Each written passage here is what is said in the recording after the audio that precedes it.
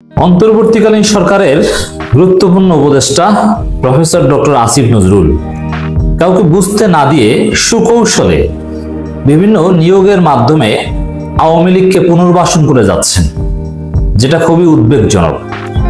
ছাত্রদের পক্ষের বলিষ্ঠ কণ্ঠস্বর হিসেবে তিনি অন্তর্বর্তীকালীন সরকারে স্থান পেয়েছেন এবং শিক্ষার্থী জনতার একটা ব্যাপক প্রত্যাশা ডক্টর আসিফ নজরুলের উপর ছিল। কিন্তু তিনি একের পর এক বিতর্কিত সিদ্ধান্ত নিয়েই যাচ্ছেন এবং আমরা ডক্টর আসিফ নজরুলের উপর ক্ষুব্ধ। শিক্ষার্থীরাও দিন দিন আসিফ নজরুলের উপর ক্ষুব্ধ হচ্ছে। সাধারণ জনগণও আসিফ নজরুলকে দিন দিন সন্দেহের চোখে দেখছে এবং এভাবে করতে পারলে আসিফ নজরুল সাহেব কতদিন অন্তর্বর্তীকালীন সরকারের উপদেষ্টায় থাকতে পারবে সেটা নিয়েও কিন্তু ভাবতে হবে। দর্শক, কি করেছে আসিফ নজরুল? আমরা আসিফ নজরুলের সমালোচনা এর আগেও করেছি, আমার কিন্তু খুব কাছের লোক, তারপরও আমি সমালোচনা করতে বাধ্য। আসিফ নজরুল সাহেবকে যখন উপদেষ্টা বানানো হয় তখনই কেউ আপত্তি করেছিলেন। তিনি একসময় ঘাতক দল নির্মূল কমিটির সাথে জড়িত ছিলেন, বলা হয়ে থাকে বিভিন্ন স্বার্থের কারণে তিনি আওয়ামী লীগের বিরুদ্ধে গিয়েছেন, নাহলে তিনি আওয়ামী লীগ পন্থী ছিলেন অন্যান্য সহভাগীদের মতো। অতএব তার উপর নির্ভর করাটা ঠিক নয়। এরকম একটা বয়ান কিন্তু উপদেষ্টা হিসেবে শপথ নেওয়ার আগেই সামনে আনা হয়েছিল। অনেকে বলেছিল, অনেক রাজনীতি বিশ্লেষক আপত্তি তুলেছিল, অনেকে আবার ক্ষুব্ধ হয়েছিল যে আসিফ নজরুলের মতো লোকের ব্যাপারে আপত্তি করছে। কিন্তু আমরা দেখতে পাচ্ছি যে আপত্তিটাই ঠিক ছিল, কারণ একের পর এক আসিফ নজরুল সাহেব বিতর্কিত কাজ করেই যাচ্ছেন। বরং তার মন্ত্রণালয়ে বিভিন্ন নিয়োগের মাধ্যমে আওয়ামী লীগকে যতটা পুনর্বাসন করা হচ্ছে, অন্য কোনো মন্ত্রণালয়ে এটা করা হচ্ছে না, অন্য কেউ এটা সাহস করেনি। আসিফ নজরুল তার ইমেজ ব্যবহার করে সুকৌশলে এই কাজটা করছেন। আর আসিফ নজরুল সাহেব যৌবনকালে যেহেতু শাহবাগী ছিলেন, যদিও তখনকার সময় শাহবাগী শব্দটার আবির্ভাব হয়নি, কিন্তু আদর্শিকভাবে এই ঘাতক দল নির্মূল কমিটি এদের সাথে জড়িত ছিলেন। এই জন্য তাদের সাথে তার পুরনো বন্ধুত্ব, তাদের পুনর্বাসন করার চেষ্টা আসিফ নজরুল সাহেব করতেই পারেন, এটা একেবারে স্বাভাবিক। আসিফ নজরুল সাহেব যদি সংশোধন না হন তাহলে আমরা তার পদত্যাগ দাবি করব। কি করছে দর্শক? বিভিন্ন জায়গায় আইন মন্ত্রণালয়ের অধীনে যত নিয়োগ, বেশ কয়েক জায়গায় শেখ হাসিনার সাথে ছবি তুলতে চান্স পায় নাই, কিন্তু শেখ হাসিনা এবং শেখ মুজিবের ছবির পাশে দাঁড়িয়ে ছবি তুলে যারা ফেসবুকে আপলোড দিয়ে নিজেকে গর্বিত মনে করত, এই টাইপের লোককেও আসিফ নজরুল সাহেব নিয়োগ দেওয়া শুরু করেছিল। আবার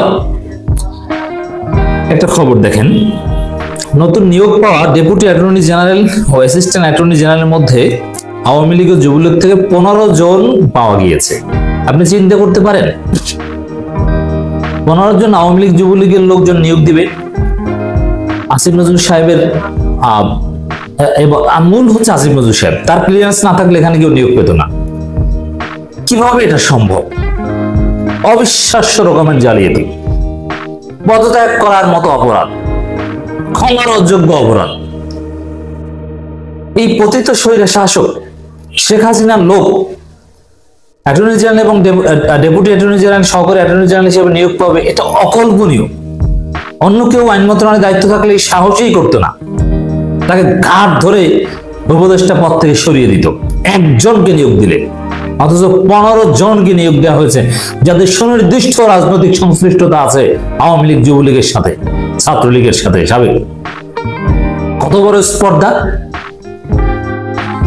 সুজিত চ্যাটার্জি বাপ্পি, সাইফুদ্দিন খালেদ, সুলতানা আক্তার রুবি, ফয়েজ আহমেদ, সৈয়দা সাজিয়া শারমিন, মোহাম্মদ জামারাত আলী, মোহাম্মদ আবুল হাসান, রোহানি সিদ্দিকা, আঞ্জুমান আরা লিমা, চৌধুরী শামসুল আরিফিন, আশিক রুবাইয়াত, কাজী তামান্না ফেরদৌস, শিউলি খানম, তশরিফা সুলতানা জলি এবং সুমাইয়া বিনতে আজিজ, এরা সবাই কোনো না কোনো ভাবে সরাসরি আওয়ামী লীগের সাথে জড়িত, সরাসরি, নিরপেক্ষ নয়। একজন আইনজীবীর একটা পোস্ট আমি আপনাদেরকে একটু শোনাতে চাই, তাহলে বুঝবেন যে আসিফ নজরুল সাহেবরা কি করছেন পর্দার অন্তরালে, জনগণকে বুঝতে না দিয়ে। আমার নাম মুনতাসিম তানজির, নতুন নিয়োগপ্রাপ্ত অ্যাসিস্ট্যান্ট অ্যাটর্নি জেনারেল, সিরিয়াল নং 81। ফ্যাসিবাদী আওয়ামী লীগের সাবেক সরকারের ডিএজিদের বা এএজিদের অনেকেই আবার অ্যাটর্নি জেনারেল অফিসে পুনরায় নিয়োগ করা হয়েছে। অনেকেই, এর মানে আওয়ামী লীগ সময়ও ছিল, এখনো আছে। শহীদদের রক্ত মারিয়ে তাদের সঙ্গে সহকর্মী হিসেবে আমি যোগদান করব না। স্যালুট জানাই এই আইনজীবীকে, তানজির ভাইকে।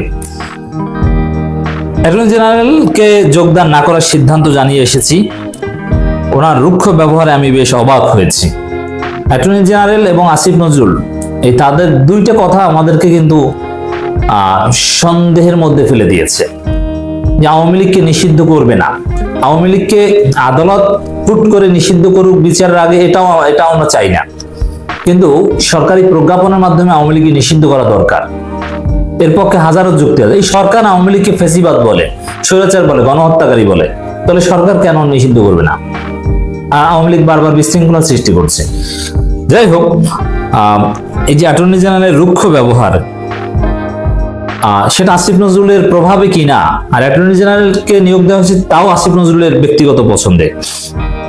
তবে নির্মম বাস্তবতা হচ্ছে অনেকেই এজি ও ডিএজি হবার কারণে এই শুনি আর মুখ খুলতে সাহস পাবেন না তার পদ পদবি টেকানোর জন্য, কিন্তু সৎ সাহসী যারা তারা মুখ খুলেছেন, কারণ এতে নিয়োগ বা পদোন্নতি পেতে সমস্যা হবে।